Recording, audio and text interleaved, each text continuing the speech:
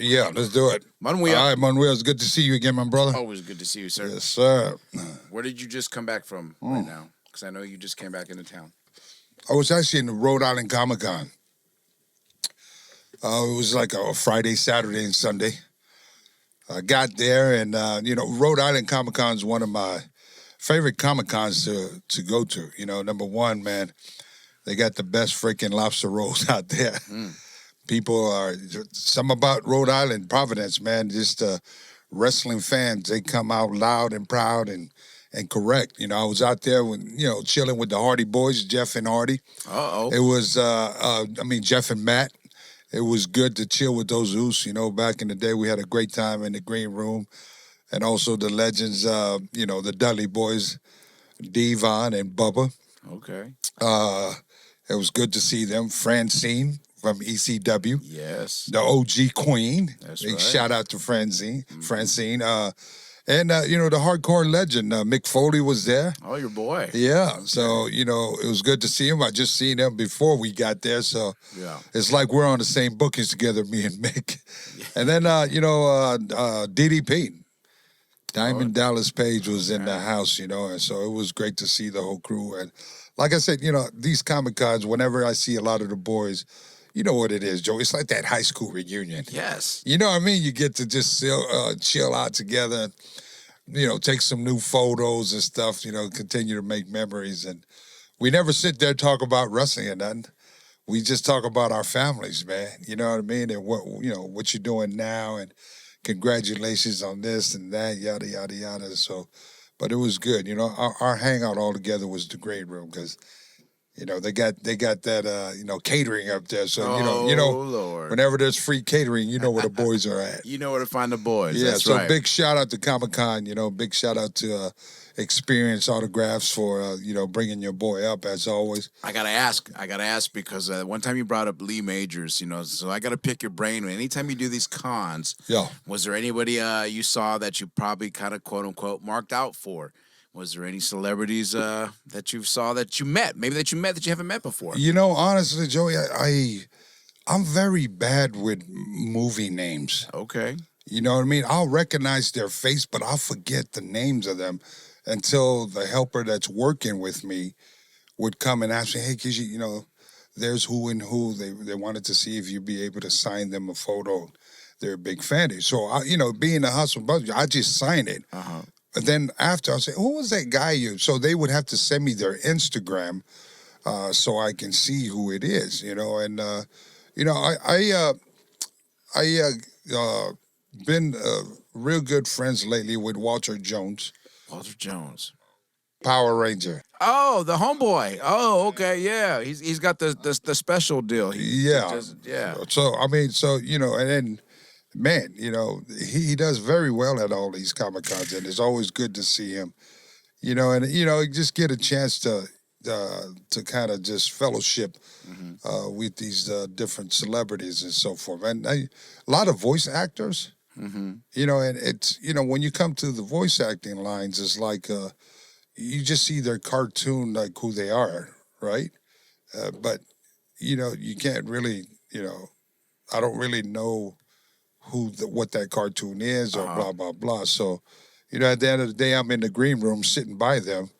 And I said, I don't mean to sound, but who are you? What show are you on? And can you show me your Instagram? Just so, because I want to be friends, absolutely. Yeah. Want to, start a fellowship with them because these people, I've probably seen them twice or three times at different places in the world. And we just kind of pass by each other, but I never really get a chance to sit down until we meet in the green room. So it's just my way of kind of just introducing myself to them to be able to, the fellowship and say hello. Well, I know you're really, really big into hip hop. What rapper have you always wanted to meet and kind of like hang out with? Method Man. Oh, yeah, from the Wu-Tang to Cal. Yes, sir. Method Man, LL Cool J. Okay, LL Cool J. Ice Cube. Have you ever met Method Man? I met Method Man in New Jersey back in the day. I think it was a SummerSlam. Okay. A while back during the Attitude Era. And he was coming through with his family. And that's how I found out that he was a wrestling fan. Okay. And it was a quick, I was late coming through. it was the bad man character. You know what I mean? So we just kind of walked through, seeing each other, just, shake, whoop-de-whoop. Okay. Said hello real quick to his family, and boom, I kept going. And, for a while there, I thought that, that Bad Man tune was made by Method Man. But it's not. Because it just not. No, it's not. But, that's the time when the old school music producer, Jim Johnson, was there, and, he was making up all these type of different beats and came up with that one. So shout out to Jim Johnson. Yeah. So those are probably Method Man, and who else you said? LL Cool J. LL Cool J. Who else? Ice Cube. Ice Cube. Wow, imagine that circle: Big Keish, LL Cool J, Method Man, and Ice Cube. I'm old school, man. I'm old school. But then the new hip hop artists I probably want to meet is, probably Megan Thee Stallion. I know that for sure. Yeah, Mega. Nicki Minaj. Travis Scott. Oh, well, that's right. I'd say Nicki Minaj, of course. Cardi B. Okay. And then there's there's some of these new artists that are upcoming. I'm a fan of my nephew, High Guy Lai. He's out there on YouTube. On Instagram. Shout out. He's been doing music, Bay Area music for a minute.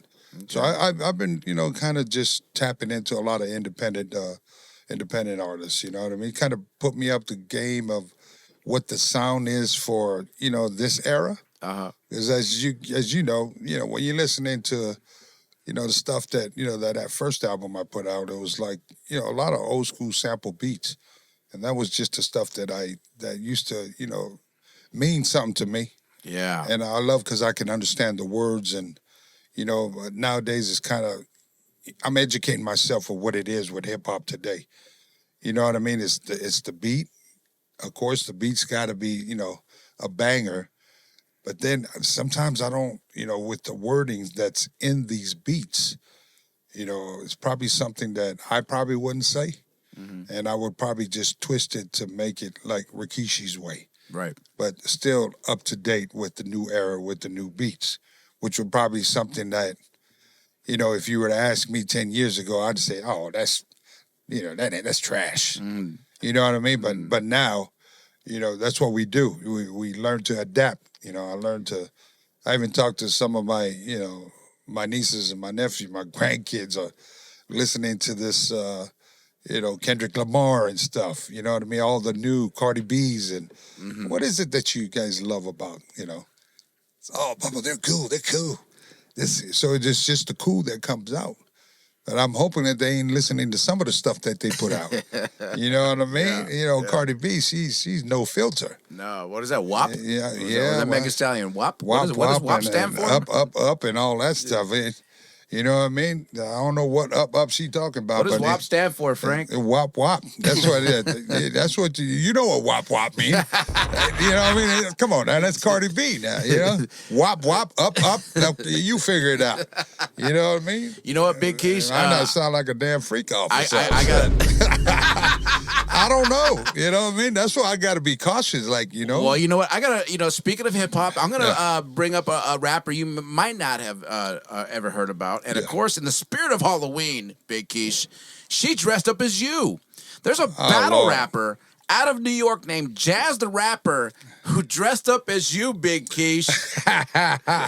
Now, look, on a 1 to 10, on a 1 to 10, I want you, Big Keish, to judge Jazz the Rapper's Big Keishi Halloween costume right there on a 1 to 10. Well, 1 to 10. I got to give 10 to the belt and the fountain on there. Look at the thong. It's riding real high up in the nether regions. It's really high. Probably the body could have used a little bit of just tan on there a little bit. You know what I mean? I don't look that pale, and I'm always tanned out. Shiny, a little bit some muscles or something on there. Yeah. Someplace. Right there just looked like just a wrinkled up blanket or something. But yeah, big shout out to what's Jazz? Jazz the Rapper out of New York. Jazz the Rapper, big shout out. You are verified by Big Keish. So on a 1 to 10, Big Keish, what is that? What are you rated at? I got to go 10 with Jazz. 10? I think you're being too kind. Yeah, man. I am. Because you know what, man, the Mankind dude over here, you haven't seen the footage. I have. He looked like a broke Mankind. But you know, but you know what? He was committed. He could have called up Mick Foley and borrowed some of his ring attire or something. He tried to do the Mick Foley impersonation. Yeah. He knew about the Foley's, the Miss Foley's son and all that jargon. I give him props. All right. The hoop earrings over here, though, Big Keish, I don't think you ever wore big hoop earrings like that, did you? Well, that's a little bling bling, Big Keish, So a little 10. bling. I used to wear hoop earrings, but not that big. No. That's like I think I got to go back down to 8 or 7 then. That's what I'm saying. Because you was really nice. You was really nice with that. Well, a 10 for effort. Okay, 10 for effort. Okay, there it is. All right, Jazz. All right, let's give us effort. a clap. Give a round of applause for the rapper Jazz. Big shout out to Jazz. I notice you're rocking the I voted sticker. Yeah, I got it on, man. Me too. It's good. It made you feel good, didn't it? It did. No matter who you ain't got to tell me who you vote for. Nobody. I was just gonna say. You know what I mean? It doesn't matter. You did your part as an American. So salute to you and myself. Look at us both rocking the I voted drip. And if you didn't get out and vote, everybody out there, shame on you. Right? Shame on you. You just drop bombs on them for not. Right? So make sure you do your part. I mean, hey, we all live here. Yeah, that's right. Right? We all live in America. Living in America. At the end of the day, you need to get out and do your part. Listen, the strongest thing in this election here is your voice. You got to do your part. So, but if you didn't, like I got some family members, it's right to the left, to the middle. You know what I mean? And this thing here, it's just important. It's just a lot of different beliefs, and you can be in the same family, and it's all right. At the end of the day, may the best person wins. Right. So it's that. But I'm not too much of a politicking type of dude. Nope. You know what I mean? I just want a fair shake. Yep. You know what I mean? Fair. Yes, and I live my life, man, and I'm fine. And I just want to make sure that my kids, my grandkids, you know what I mean? Grandkids, have a fair shot. That's it. Yes, sir. So let's talk about Crown Jewel. Okay. Were you able to see it at all? I got snippets of it. Okay. Again, I was working, at the Rhode Island Comic-Con, and, totally forgot that was in freaking Saudi Arabia. When you just busy, and fans would come up to me and kind of try to give me, hey, did you see? Blah, blah, blah. I said, hey, man, don't tell me yet. I didn't see it yet until I get back to the hotel. Of course, it was supposed to, I guess it played at 1 p.m. East Coast. And, I was, grinding then. But by the time I got back, I got a chance to, I didn't flip through the whole deal. But I just got a chance to watch, what I'll always watch. So shout out to Cody Rhodes for being the first ever Crown Jewel champion. I know. So he's got a belt that's bigger than me. So he's got that going for him. He's got his WWE championship belt. What do you got? A 5'4" belt? That's a huge ass belt. No, I'm just kidding. Joey ain't 5'4". Oh my God! But I did see that bling bling. Yes, sir. That the bling ring. blow, bling blow, bling blow blow. Yes, sir. That was a huge ring, boy. Shout out to Cody Rhodes, making history, and not only that, man. I tuned in. I had to. First match. Well, let me ask you this. Yes, sir. I'm just gonna throw a curveball. If in case Roman was still the guy. Not a part of the Bloodline, dude, just doing his own thing. Do you think he would have won that belt? And we'll leave it at that for a minute for the next show. All right, there you go. You're always quick to answer, but this one, you got your mind bobbling. I had to think about it. All right, let's move on to the what. So what else? He got the ring. Well, you got the belt, first belt. So bringing it back to Crown Jewel, the Bloodline 2.0 versus the OG Bloodline opened up the show. And I got to tell you, it was a wrestling clinic. It was a banger of a match. I know you probably got the snippets. I sat and watched the match, and I watched your boys. I watched your nephew execute, open up the show. And first of all, let me talk about the entrances. The entrances were, you got to bleep me out here, but they were fire. To watch them open up the show, watching your boy and watching them all make their way to the ring. First of all, the entrances were amazing, and dare I say, Jey Uso has got the best entrance right now in pro wrestling. You watched those all the way in Saudi Arabia. They were losing their minds over this entrance, and I gotta tell you, man, that entrance gets me pumped up. So the entrances stood out to me with how pumped up they were over there to see them in person. Yeah. So the match just in itself was a wrestling clinic. I thought the psychology was great. You've got to be proud of all your boys just doing the work on the other side of the world. Yeah, I am. I mean, everything you just mentioned, everything was as expected to be when you come to see the Bloodline perform. I mean, the Bloodline is a special attraction in itself, just in itself, and to be able to, what I don't get is that they open up the show, being way out there and the first time, going at it together. And you got one of the richest places in the world. And then, to be able to open up, I would have probably, as always, you keep it where it needs to be, and that's the main event. You know what I mean? But, I get it. The booking is the belt. The booking. Yeah, the crown jewel. So we got to give it some breather room because, I mean, how do you follow the Bloodline? You don't. You don't. You don't. That match was opening 20, 30 minutes, and the psychology was off the charts. If you watch that match, folks, you know what I'm talking about. They, the Usos working together. Jey Uso not tagging in Roman Reigns off the bat. So that right off the gate. A lot of emotions. Yes. Right? What we're watching unfold is cinematography. Right. It is a movie. It is man. You can't even call it. No. And you know what? What the best thing about it, Big Keish, in my humble opinion, there is not spot, flip it, dive out. No, it's simple storytelling, emotions. And the way the Usos started working together, first of all, everybody was happy to see the Usos hitting their tag teams, being on the same page once again. But Jey Uso didn't want to tag in Roman Reigns right off the bat. And you know what? You know what? Me as a worker and from Knox, I'm thinking because when they do finally tag them in, the place is gonna come unglued. So basically, the whole match went without Roman getting tagged in, and finally they made the tag. And damn it, Saudi Arabia came unglued when the GOAT came in. And as they should. But that was not enough. Bloodline 2.0 prevailed. Your son, Solo Sikoa, got the pin, the 1, 2, 3 on Roman Reigns right now, who's considered probably the greatest, the GOAT, as you've said.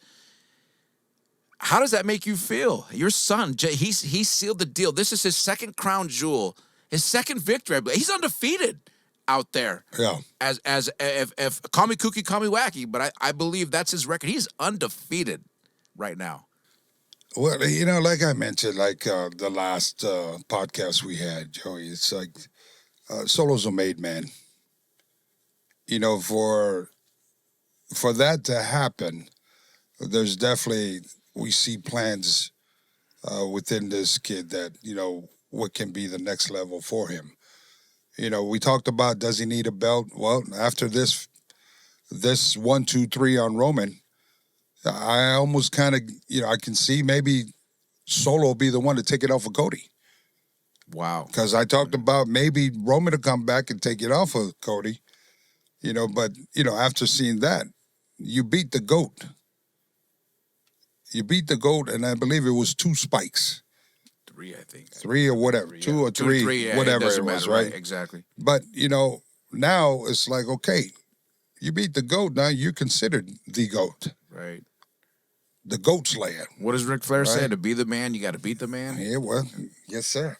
Wow. But, and I think, so who knows, the backup to see the emotions with Jay and Roman, whether to tag in or not yet, and blah, blah.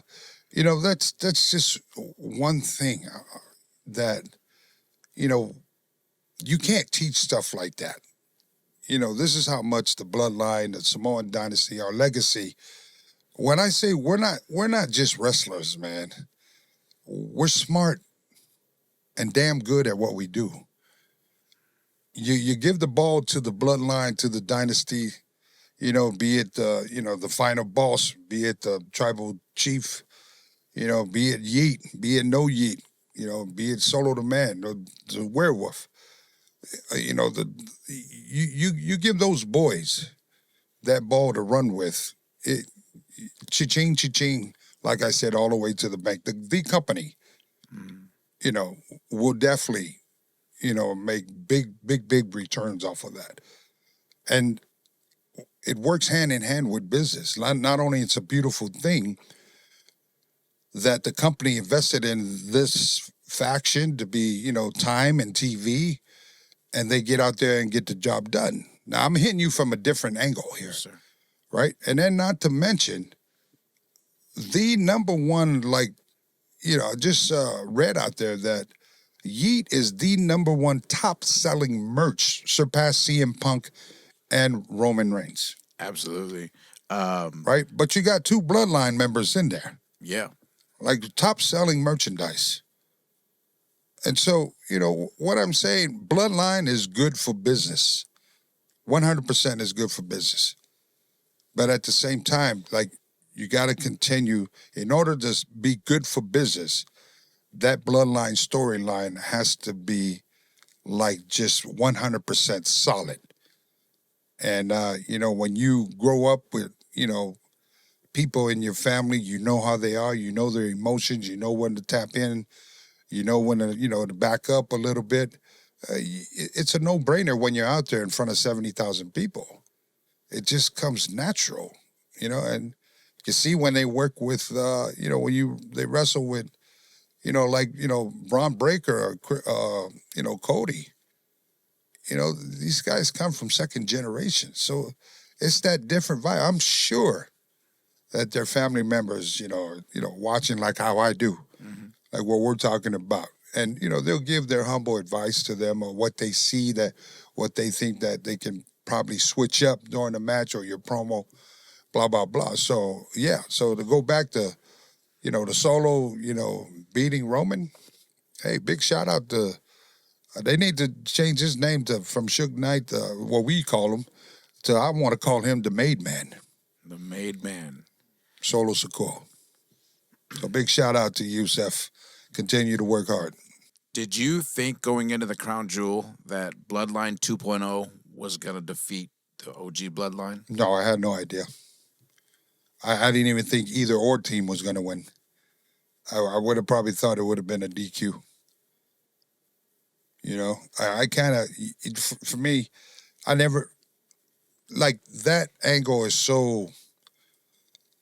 it's so beyond that you can get away with going 2-3 years with that angle added on to what they've already done. I don't ever see a finish until it's some type of big gimmick match like a Hell in a Cell, maybe 3 cages, 3 rings. Give them something that people has never, ever seen before. That's what the Bloodline is, because that's what they're doing out there. They're giving the wrestling fans something that they've never seen amongst each other, and the fans are continue invested into the Bloodline. So let's go ahead and up it. Why don't we call a different type of makeup a pay-per-view name for the Bloodline to be able to have their own type of signature match like Hell in a Cell. Let's put 3 rings together. Let's build a certain type of dome for 3 rings. And then you think about it, you got all that talent there. You got the Usos.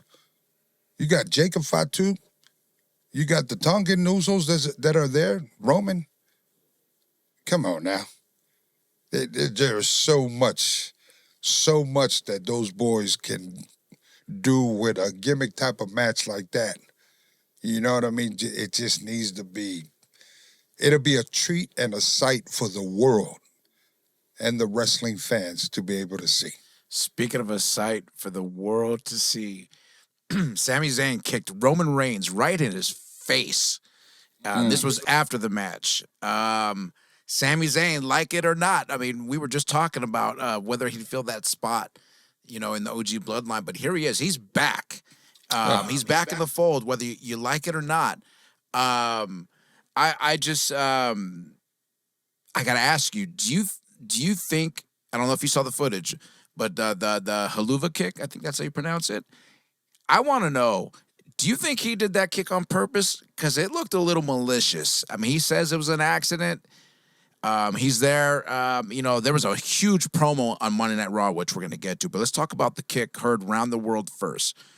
Kishi, do you think that Sami Zayn kicked Roman Reigns in the face on purpose? I did say what I said about Sami, how much I like Sami. Stepping in during the time to become one of the original part of the Bloodline. But I never said I didn't trust him. I don't trust him. And so, at the end of the day, blood is always going to be thicker than water. So I'm sure that Sami Zayn's number is up, meaning they watching from all corners, left, right, to the middle, to the back. I mean, you got much more Bloodline now. Who knows? It could have been probably Solo Sikoa got to him. Who knows? There was that footage of Solo and Sami talking off in the distance, and the Usos both saw them off in the distance. So you're right. Solo could have gotten to him. You're absolutely right. Yeah. I mean, at the end of the day, the wrestling business, the wrestlers, you got to take care of you, right? So Sami been up that group with the original Bloodline. We see how that end up. But he's never been a part of this other side of the Bloodline. Still family, but maybe the beliefs in it is different. You know what I mean? Maybe the belief that what Solo is probably offering Sami Zayn is different from just being that fourth guy in the original Bloodline. Sami was a fan favorite when he joined the Bloodline. I mean, he was a good wrestler by himself. But once he joined the Bloodline, everything changed. His life changed. I'm sure his merchandise revenue changed. I'm sure his popularity changed. Once that was done, we all seen where his career went. And now he's back in it. Well, now he's endorsed now. Your son, Jay, endorsed him now. As family, he said, there's Jimmy Uso, here's Jay Uso, and he points to Sami. There's Sami Uso. So basically, Sami has to come to SmackDown this Friday, and he has to answer to Roman Reigns about the kick heard around the world. Now, my question to you, wrapping up the whole Crown Jewel thing, is what kind of mood do you think Roman Reigns is going to be in this Friday at SmackDown? Not good. Not good. Especially if his jaw or if part of his face is still sore or bothering him or something, might have got checked out and it's not right. Just the point of him feeling that for however many days before SmackDown, you can rest assured there needs to be some answers to be answered by from Sami Zayn. So we'll see. Somebody's got to pay for it. And, knowing the tribal chief, what the tribal chief wants, the tribal chief gets. Hot doggy. So we're going to wrap it up with Monday Night Raw. It was one hell of a promo, by the way, between the Usos and Sami Zayn. And he pretty much basically said that he's tired of proving his loyalty because Jimmy was questioning his loyalty to the Bloodline. And Sami Zayn had to actually check Jimmy and remind him of his shady past and basically said, you're not a bad guy. You just make bad decisions. So there's a little, I say awkwardness between Jimmy and Sami. So I don't know what's going to happen there. But there's all kinds of things going on. Well, I need to say that just by hearing that, I'm gonna give Sami Zayn some advice here. Yes, sir. Tread lightly when you're coming to the bloodline. Tread lightly. At the end of the day, blood is thicker than water. So what he's trying to do and what he needs to continue to kind of stay afloat.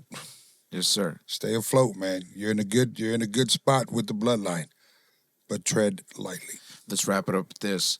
Is Sami Zayn an asset to the bloodline, or is he a distraction to the bloodline? Honestly, I don't know as of now. I hope that he can be an asset. I hope that they can work things out amongst, the original bloodline. I'm a fan of the original bloodline, but I'm also a fan to see what's happening, what Solo has done with Bloodline 2.0. And so, for Sami, he needs to, again, tread lightly and make the right decisions. You know what I mean? Make the right choices. Like you're in a good spot right now, Sami. Don't mess that up. Don't try to come in between.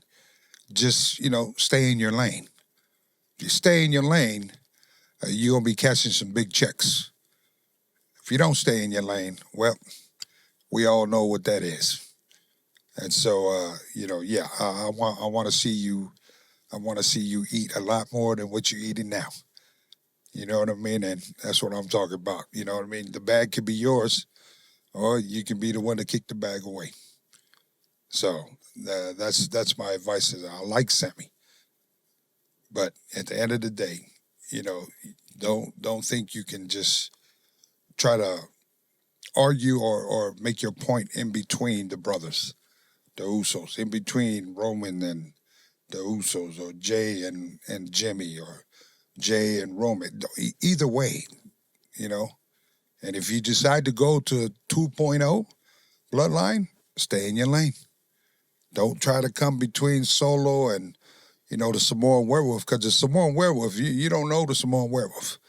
He will eat you. He will feast on you. He will, like he say, I'll dog walk your ass. Mm-hmm. Right? And when Jacob says that, he ain't playing. And not to mention the Tongan assassin brothers behind. Right.